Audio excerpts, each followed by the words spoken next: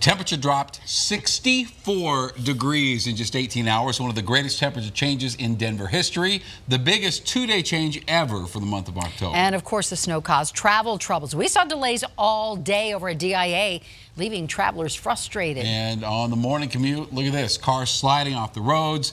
Denver police alone responded to 193 traffic crashes since 6 this morning, and the roads likely will remain icy tonight. And we have live team coverage for you all across the metro. Liz Gilardi is out at DIA. Megan Lopez is watching the roads here in Denver. First, though, to Chief Meteorologist Mike Nelson. It stopped snowing. It's not going to warm up, though, anytime soon tonight. Well, not tonight. It certainly won't. These are some of the snow totals, and generally in line with what we'd predicted, anywhere from about 3 to about 7 or 8 inches of snow along the Front Range.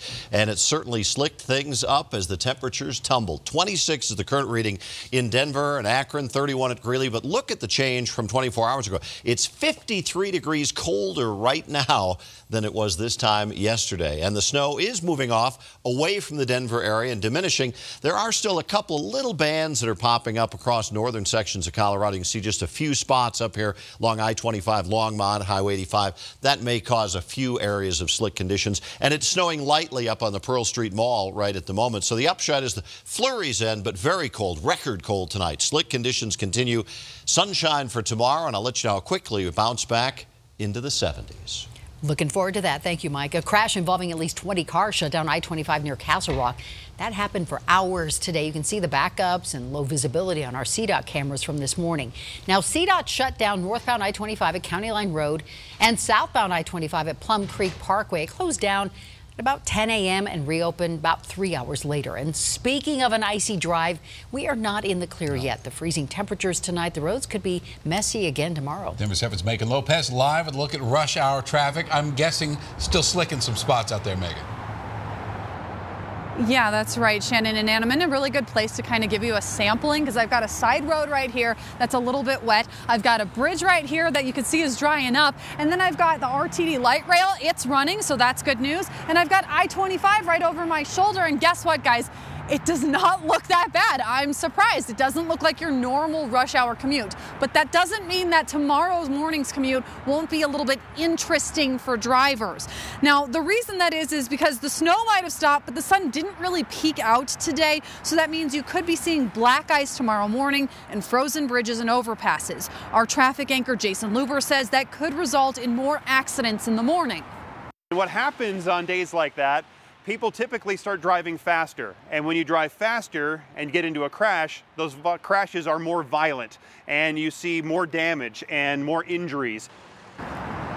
And as the weather warms up over the next couple of days, the next thing you're going to notice road-wise is potholes forming because of that drastic weather change. Now, out at Wash Park today, it looked like a ghost town. We wanted to give you a side-by-side comparison to show you the difference 24 hours makes. And we talked to people today who are crazy enough to venture out into that weather.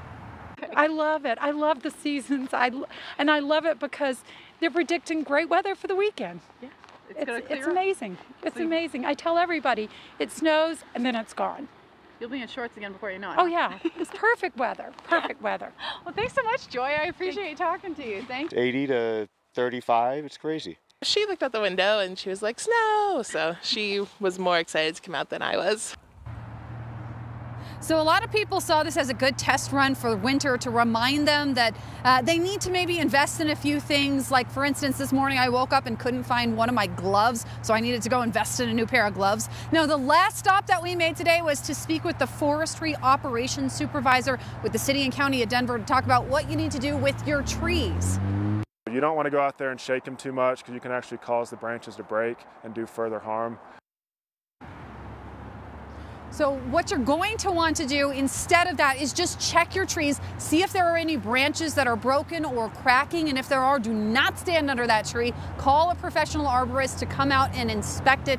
And he says just at the end of the day, you want to make sure that you're safe, your family's safe, your property's safe, so call an expert to look at it. Guys? Megan Lopez tonight. Thanks, Megan. And traffic's been moving pretty slowly through the high country, though it looks pretty good right now. This is a look at I-70 near the tunnel.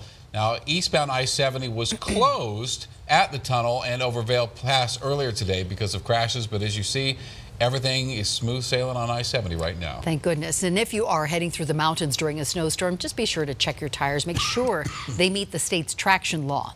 The law means all drivers must have a four-wheel drive or all-wheel drive car, snow tires, or tires with the snow and mud designation. CDOT says it will only put the passenger chain law into effect as a final safety measure before closing roads. And there are new rules to keep in mind for passing plows in Colorado now. It is now illegal to pass plows when they're working in tandem. CDOT says also you should stay back 3 to 4 car lengths because plows, as you know, can drop de-icer or other materials behind them. And snowy conditions out at DIA led to delays and cancellations throughout the entire day. Our first taste of winter reminding all of us that it doesn't take a lot to slow down travel plans. Liz Gilardi is live at DIA tonight. Liz? And it was kind of a harsh reminder. We are overlooking security, and you can see a pretty long line, and the airport has been busy this afternoon. The snow this morning really caused a ripple effect, and the latest numbers from the airport show 682 delays and 112 cancellations. The snow started falling shortly after 6 this morning at the airport, so some arriving planes were held at their departing destinations due to weather. The airport says they are returning to normal operations, but this morning they had to focus on de-icing planes and clearing runways. We're headed into that season now, and this is a pretty normal day for snow operations. So anytime we have weather like this, we ask that passengers check with their airline before they come here to the airport. Your airline will have the most up-to-date information about your flight status. And this afternoon, we still saw a few delays and cancellations up on the board, but the airport believes that airlines should be back on track by the end of today. Reporting live, Liz Gilardi, Denver 7. Certainly good news. Thank you, Liz. And weather conditions also caused some delays along RTD lines today. Snow and ice delayed some lines up to half an hour. And tonight, RTD says there are still some minor delays out there, nothing too serious.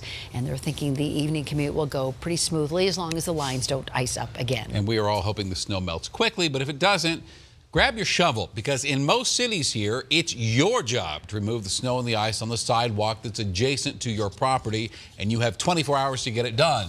And the clock starts once it stops snowing. Of course, the ski resorts are loving this storm. Most